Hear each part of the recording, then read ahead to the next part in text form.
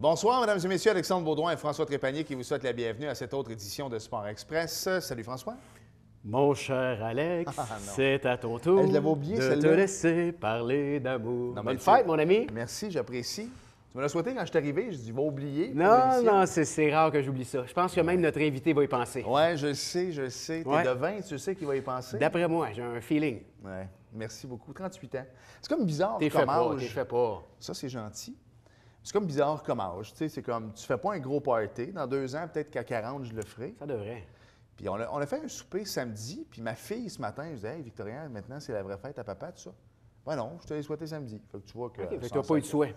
Ben, j'en ai eu. Je vais t'avouer que j'ai perdu le contrôle de mon Facebook. Oui, ben c'est normal. Oui, voilà. Mais je ferai ça plus tard. Hey, François, il faut que je te parle. D'abord, l'Impact a perdu. Oui. Je trouve ça triste en fin de match. Je fais 2 fois en fin de match. Oui, moi, ça m'atteint un peu moins que toi. Moi, je suis moins partisan de l'Impact. Oui, je sais. Mais je vais te parler du Canadien 30 secondes parce que depuis 2-3 semaines, on n'en parle pas. Là, parce qu'on... Mais c'est du grand n'importe quoi. Il est temps que ça finisse. Et j'ai comme l'impression qu'avec le retour de John Scott, on sait tous qu'il va faire un film, puis le film va être fait. Là. C'est comme si le Canadien voulait être dans le film. C'est pour ça qu'ils ont fait ça. C'est bizarre, hein? Oui. Le gars termine sa carrière dans l'uniforme du Canadien, Alexandre. Quoi de mieux pour terminer un film que de terminer dans la plus grande organisation sportive? Oui. Je suis content que tu le mettes en parenthèse parce que c'est assez. Là, les 24 Coupes Stanley, il n'y en a plus depuis 93. Ouais. J'étais là quand le Canadien a gagné la Coupe avec mon père en 93. J'avais 15 ans. Il est temps qu'on passe à autre chose. Là, En effet, donc tu peux changer de sujet. Je vais changer de sujet, François. Je vais t'amener sur le banquet des géants parce que tu vas l'animer, mon coquin? Oui, j'anime ça. Ce samedi, Alexandre, c'est là qu'on va récompenser les joueurs de l'année au football chez les champions du Bol d'Or. Et également, étape de la soirée qui est très, très, très attendue par les joueurs et par les entraîneurs également, la remise de la fameuse bague des champions. Les gars ne l'ont pas vu, ils ne savent pas à quoi la bague va ressembler. Il va y avoir un décompte pour ouvrir. Ils ne peuvent pas l'ouvrir avant les autres. C'est quelque chose. Ils font ça grandiose. Ça se passe au club de golf de Saint-Jean. Ouais. Donc, si les gens veulent y assister, c'est ouvert au public. Les gens n'ont qu'à payer leur repas. Ils vont pouvoir assister à la remise des bagues. Pas ça. OK, tu peux payer ton repas. Oui, les gens peuvent y assister. Parfait. Et ils ont pris le meilleur pour ça. Il n'y a pas personne sur la Terre qui anime un banquet mieux que toi. Je pense que je vais être pas pire. Non, il est très bon, sérieusement. Ce ne sera pas ma première soirée d'animation. Non, souvent, tu sais, c'est moi qui ai le lead à Sport Express, mais j'en admirerais pas de banquet. Je ne serais pas bon là-dedans. Lui, c'est le meilleur. Bien, merci, Alex. C'est ma fête, finalement. Ben, c'est ça. Non, je vais attendre tu peux faire les simagrées que tu veux, Claude Benoît. Il est très bon là-dedans. Je vais attendre le pot. Il n'y en a pas, en fait. Il n'y en a pas. Merci, Parlons Alex. de notre invité, François. On est content cette semaine. On est content. David Gauthier, on avait bien hâte de le recevoir en studio, Alexandre. Et quand je lui ai parlé, je lui ai dit, bien, David, tu viens à l'émission et non pas pour une entrevue, mais pour une émission complète. Mérite bien ça. Vient tout juste de participer aux qualifications olympiques en Argentine. Ça a bien été, comme on a dit, mais ça s'est mal terminé. Mais vous allez voir durant l'entrevue. On a mal terminé pour une raison, par contre. Oui, il s'est blessé. Il va avoir la chance de se reprendre, puis on est bien confiant pour lui. Donc, on va parler un petit peu de l'Argentine avec moi. Et par la suite, tu vas prendre la relève de l'entrevue. Oui, il s'en va, c'est pour payant. Parler, c'est payant au Scrabble, ça. Bel endroit, hein? Oui. On lui a mentionné d'apporter son arme à feu. C'est super sécuritaire. Je disais, donc, je disais, ta mère ou ta blonde, c'est pas que tu manges un coup de poing sur la gueule qu'elle va avoir peur quand tu vas y aller. C'est pour autre chose. Mais restez là en deuxième partie d'émission. Pour l'instant, on s'arrête 3 secondes et au retour, l'entrevue que François a réalisée avec lui.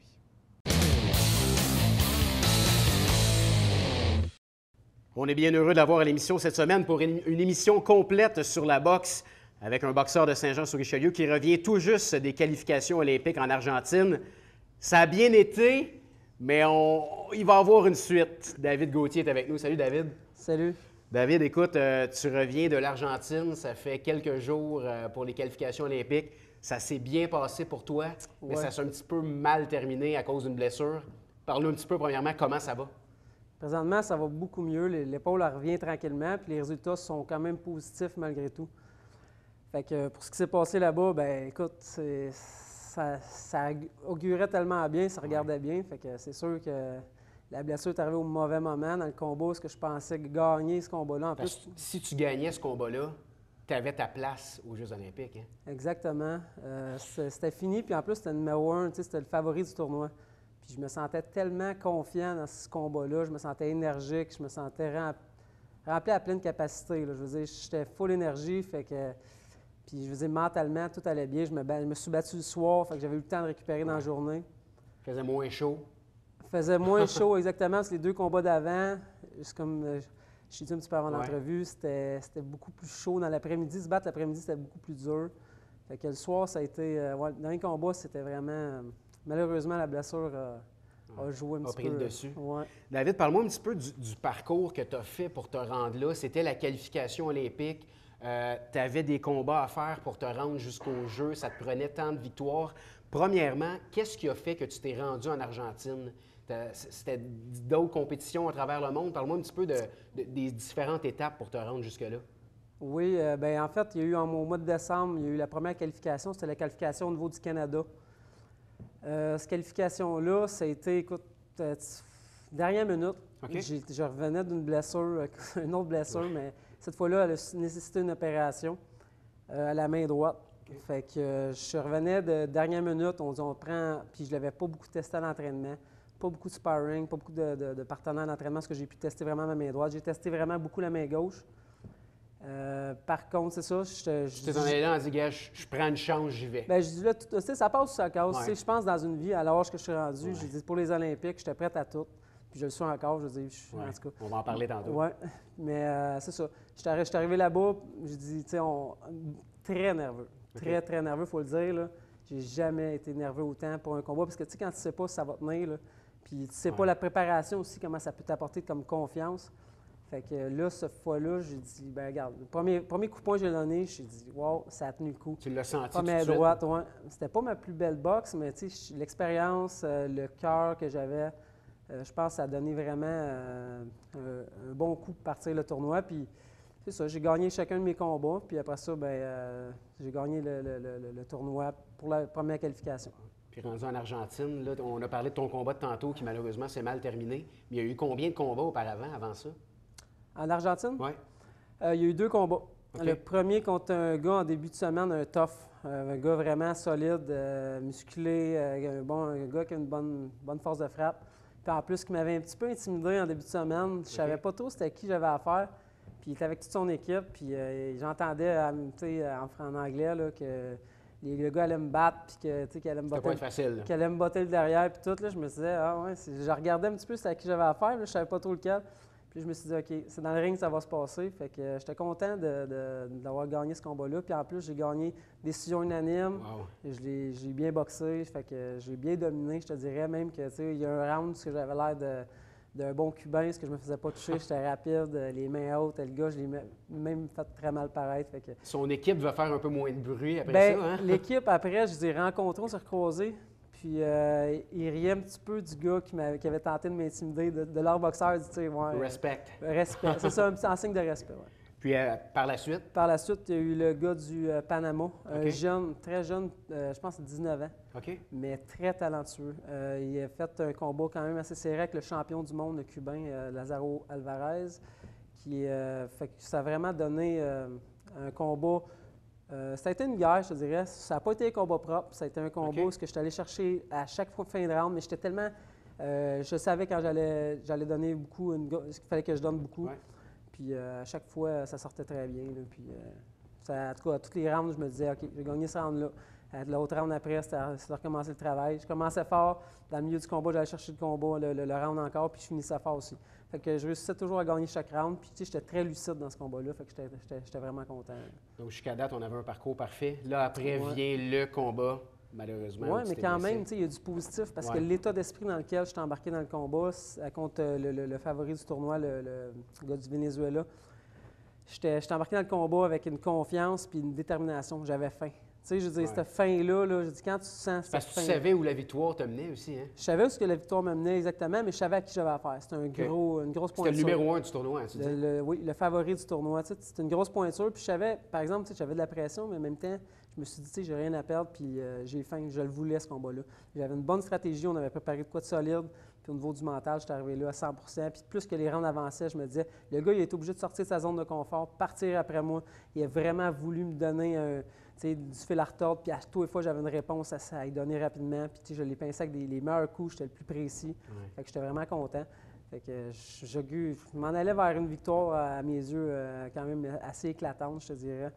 puis l'épaule a lâché sur une main droite, il est avancé. Ça a quasiment fait une prise de judo. Est-ce qu'on le sent tout de suite que ça... Je l'ai senti comme un velcro, je te dirais. J'ai senti de quoi déchirer. Écoute, mais en tout cas, pour l'instant, oui, c'est ça. Je me suis laissé chuter par terre. J'ai carrément, j'ai vraiment senti comme un coup de couteau dans l'épaule. Ça a vraiment fait mal. Puis après ça, le docteur, tout de suite, il voyait en voyant mon visage, plus capable de bouger. C'est ça, on est obligé, c'était terminé, malheureusement. Comment on réagit quand on est si près de notre but, puis on se blesse comme ça? J'imagine qu'après, ça t'a fondu en larmes. Oui, honnêtement, les émotions, la pression. Écoute, dans ces tournois-là, ce qu'il faut comprendre, c'est qu'on mise énormément. On fait beaucoup, beaucoup de sacrifices dans notre vie. T'as arrêté de travailler? J'ai arrêté de travailler, exactement. Je veux dire, au niveau des finances, on investit beaucoup là-dedans. Ouais. On n'a pas beaucoup de soutien vu qu'on se bat à l'international. Fait que c'est vraiment... on fait énormément de sacrifices, comme je dis. Fait que c'est sûr que tu arrives là, tu veux pas qu'une chose comme ça se produise. Fait que... Mais oui, je suis fondu en larmes. Puis après ça...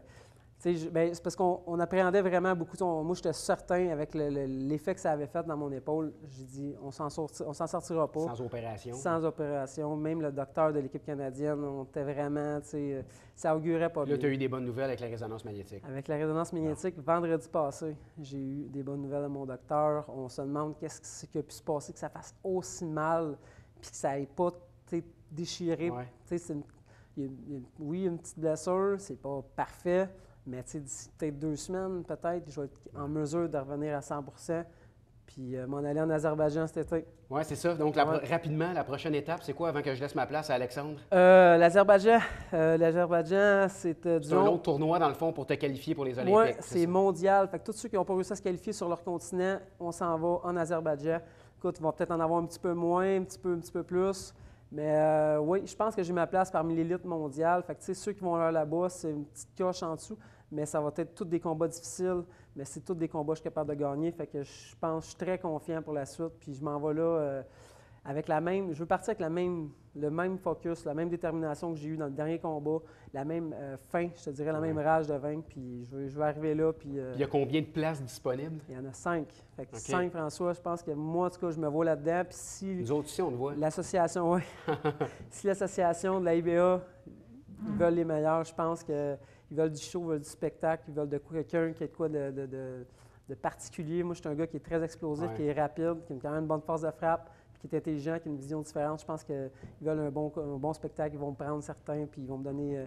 Ils vont pas me rien me donner, mais je vais aller le gagner, ça, c'est certain. Il nous reste 1 minute. Peux-tu m'expliquer rapidement, expliquer aux téléspectateurs également, la différence entre les galas de boxe qu'on voit au Centre Bell avec les Jean-Pascal et Lucian Boutet et le style de boxe que vous autres vous pratiquez pour vous qualifier pour les Olympiques? Oui, c'est différent, c'est très différent. Nous autres, on affronte le meilleur de chaque pays, mais dans des combats courts. On travaille avec un système énergique qui est très difficile, qui est anaérobique. On sort de notre zone de confort. On n'a pas toujours le temps d'installer un rythme tranquillement, d'investir. Okay. C'est différent, mais c'est tout aussi difficile que d'aller se battre pratiquement en championnat du monde. Où que les champions du monde, quand tu arrives dans le top 15 au niveau professionnel, là, ça commence à être vraiment la grosse game, parce que ça commence à être difficile. Mais nous aussi, l'IBA, c'est international, c'est vraiment difficile. Tu affrontes les meilleurs, fait que tu n'as pas le temps d'analyser. Tu le fais avant ton combat, mais rendu dans le combat, là, faut que tu dégaines, tu sors de ta zone de confort, tu travailles fort, puis tu y vas jusqu'au bout. Je pense que c'est deux systèmes énergétiques différents, 2 games différentes, mais je pense que c'est professionnel, autant nous au niveau international que de professionnel. Puis je pense que les deux ont méritent tout le respect du monde. On va en parler. Je vais laisser Alexandre en parler. On en parlait hors d'onde. Tu me disais que tu te bats contre des boxeurs qui sont millionnaires, qui ont beaucoup d'argent. Parle-moi-en pas plus. Puis toi, tu dois subvenir à tes besoins, arrêter de travailler. Ouais. Je trouve ça un peu injuste. David, bonne chance pour la suite. Merci beaucoup, Je laisse François. ma place à Alexandre. On va changer. All right. Puis, écoute, on te suit de près. Merci, François. Merci.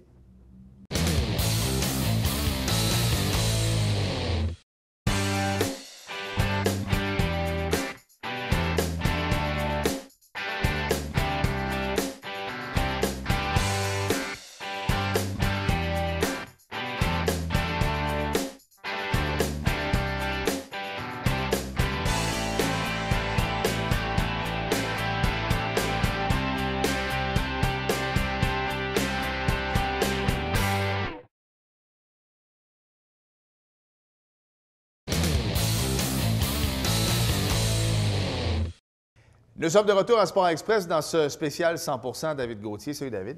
Salut Alex.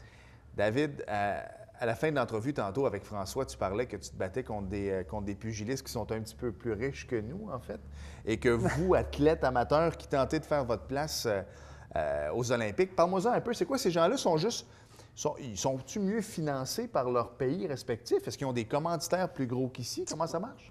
Ben oui, les commanditaires, entre autres, s'ils embarquent plus, je te dirais. Puis oui, au niveau du gouvernement aussi, c'est beaucoup mieux financé parce que, premièrement, ils sont dans des centres d'entraînement. Donc, ils ne payent rien pour leurs dépenses. Les spécialistes, ils n'ont pas à se déplacer. Leur nourriture est payée, tout ça. Fait que c'est sûr qu'en partant, ça, c'est des coûts vraiment à défrayer de moins. Fait que c'est ça, c'est deux. Puis aussi, c'est ça, au niveau des commanditaires, je pense que dans certains pays, ils en parlent beaucoup plus.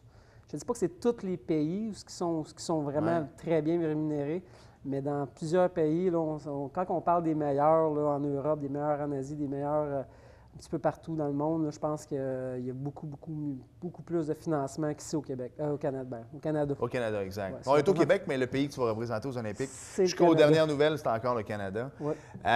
Ça peut-tu avoir un impact mental? Je te dis ça de même. Tu sais, souvent, on parlait des Flyers des années 70. Ils étaient gros, ils étaient imposants. C'est con, là, moi, Mac 2 avec ma fille, on était dans la même chambre dans un tournoi. Il y avait un bel habit, mon gars, ça n'avait pas de bon sens. Finalement, ça n'avait pas patiné, puis on les a plantés 17-0. Mais toi, tu arrives là, mettons, avec ta petite équipe, puis le gars, l'autre bord, il y a 3-4 nutritionnistes, il y a 3-4 trainers. Ça peut-tu te jouer dans la tête de dire, My God, ce gars-là, il arrive ici préparé?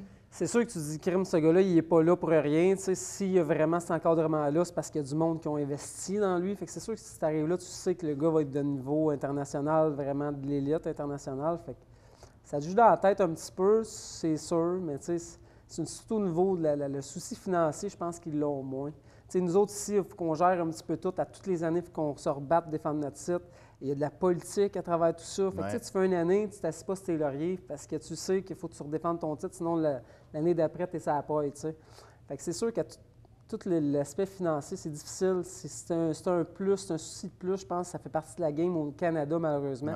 Puis on est un pays riche pourtant. Puis je pense que, en tout cas, au niveau des commanditaires, au niveau de l'appui du gouvernemental, de Boxe Canada, je pense qu'on en manque. On a vraiment un manque à gagner parce qu'on a vraiment du potentiel au niveau de la boxe. On a vraiment... Je pense que oui, ça peut jouer énormément. Quand tu n'as pas ça à penser, ou au moins une certaine. Je ne te dis pas de faire des millions avec ça nécessairement, mais je pense que d'en faire un petit peu, juste assez pour dire OK, moi, je n'ai pas ce souci-là. Je me concentre sur ce que j'ai à faire. Je pense que ça devient vraiment plus facile. Tu sais, je dis, moi, c'est moi qui paye ma massothérapeute, tu sais, ma nutritionniste, c'est moi qui la paye, tu sais. Mais ma nourriture, c'est moi qui la paye, mon hébergement, c'est moi qui le paye, tu sais, juste me déplacer, mes déplacements, c'est tout à mes frais. J'aime me déplacer énormément. Moi, je voyage à Saint-Jean, Montréal, souvent, tous les jours, des fois 2 fois par jour, tu sais.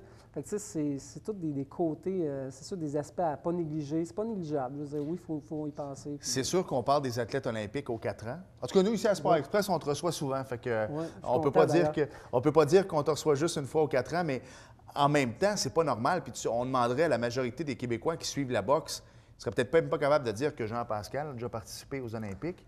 Puis ils seraient peut-être même pas capables de dire que le dernier à avoir gagné une médaille s'appelle Lennox Lewis au niveau du Canada. Fait que les gens ne sauraient peut-être même pas non plus. Là, juste te dire à quel point on met peut-être pas votre sport en valeur. Bien, exactement. Je pense que le sport, là, on appelle ça sport amateur. Moi, j'aime pas ce titre-là. Ça a sorti dernièrement un petit peu que la boxe, c'est rien d'amateur là, au niveau international. C'est vraiment c'est du professionnel. Il faut étudier, il faut se donner temps plein. Moi, cette année, je fais ça de temps plein pour arriver à performer avec tout le monde, puis surtout avec les meilleurs. Fait que, tu sais, ça... Je sais que tu n'aimes pas le titre, mais en même temps, c'est vrai que ça fait péjoratif un peu. Puis je regardais, il y a des gars, je pense que c'est Badou Jack contre qui Lucian Boutet va se battre. Au niveau amateur, entre parenthèses, les gars, 150 combats, ça n'a pas de bon sens. Tu ne peux pas travailler au dépanneur en même temps de faire ça, David. Tu ne peux pas faire ça, c'est impossible. Non, bien écoute, je l'ai fait, moi. J'ai travaillé temps plein, là. Ça fait 10 ans que je travaille chez HeroDevTech, là. Puis là, cette année, mon employeur il a vraiment été pour m'appuyer à 100 puis ils m'ont dit, OK, on te donne une sans-solde. Mais écoute, encore là, ça m'effraie, mais je comptais, par exemple, c'est une opportunité pour moi de performer à mon meilleur puis de montrer de quoi je suis capable à 100 Mais oui, c'est sûr que tu regardes un gars que moi, je suis rendu à peu près 110 combats amateurs.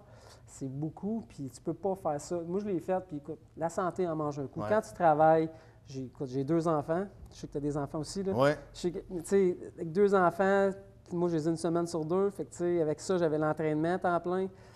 Écoute, on parlait d'une vingtaine d'heures par semaine. Là, maintenant, je suis rendu à plus 25-30 heures par semaine d'entraînement. Là-dessus, faut que tu récupères, là, tu sais.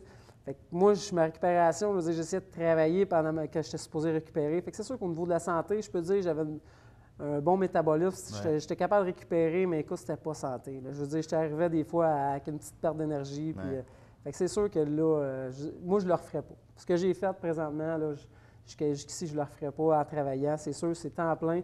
Peut-être une petite job-in 15-20 heures semaine, mais pas plus. Là. Tu sais, c'est quelque chose qui est vraiment à considérer. Il faut arriver à aller chercher des commanditaires. Il faut faire quelque chose. En tout cas, au Canada, je pense qu'il faut vraiment mettre l'accent là-dessus. Là.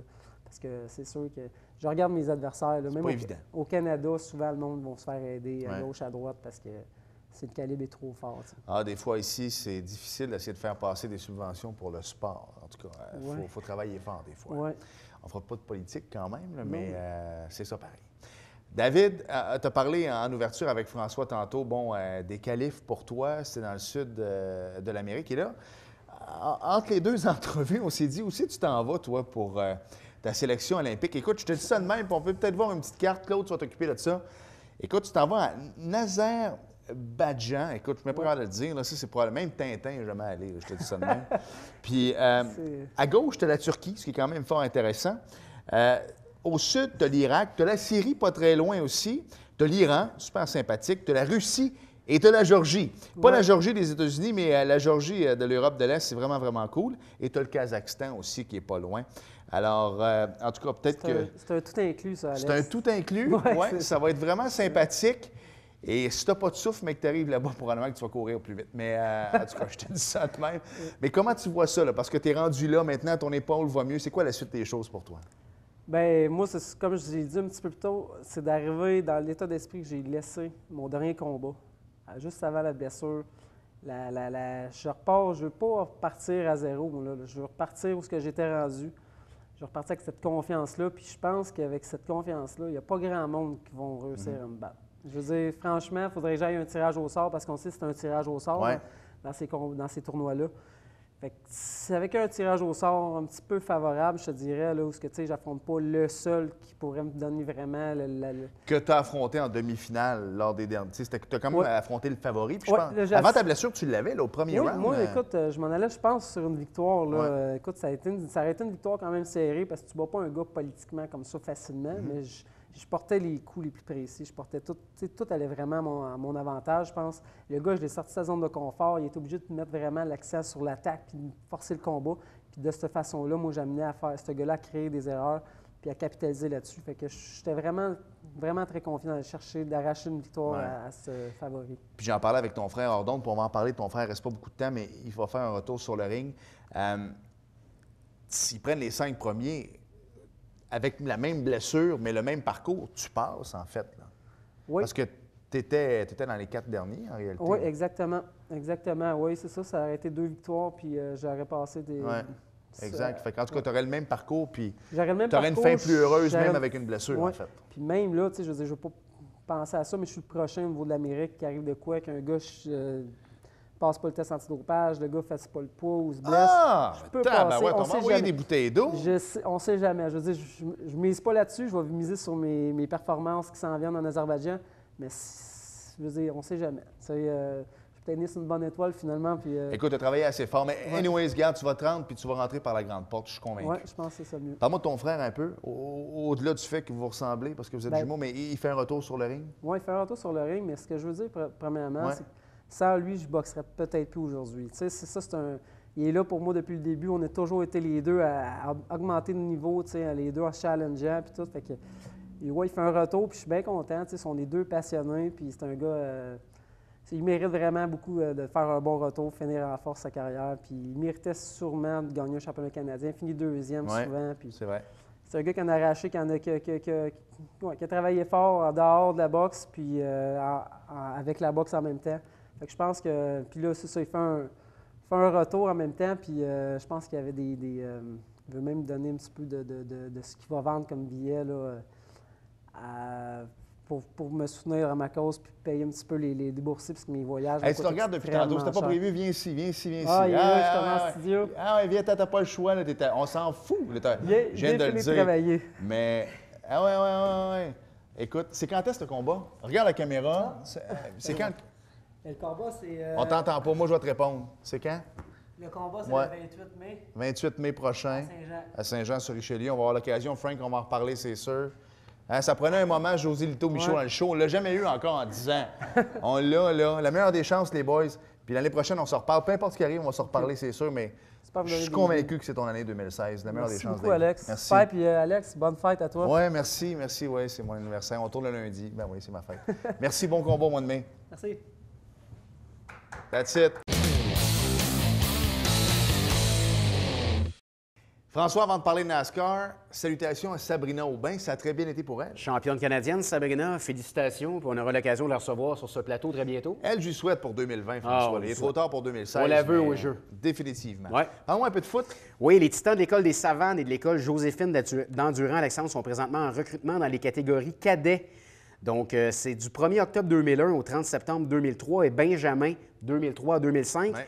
Inscription jusqu'au 10 mai. On contacte notre ami William Julien au willspeed123 à commercial@gmail.com ou par Facebook. Il est toujours en ligne. Voilà.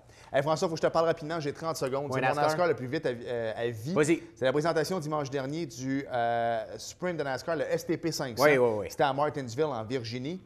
Sans surprise, le champion en titre de la série, Kyle Busch, a remporté sa première course de la saison dimanche dernier. Il a amené 352 des 500 tours. Wow. Classement des pilotes, Harvick est premier, Johnson deuxième, Busch troisième, Edwards quatrième et Joey Logano est cinquième. Prochaine course, c'est ce samedi. C'est le Dog Commander, mon cher ami, au Texas. Merci François. Merci Alex, bonne fête encore. Merci à vous d'avoir été là et à la semaine prochaine. Salut. Bye bye.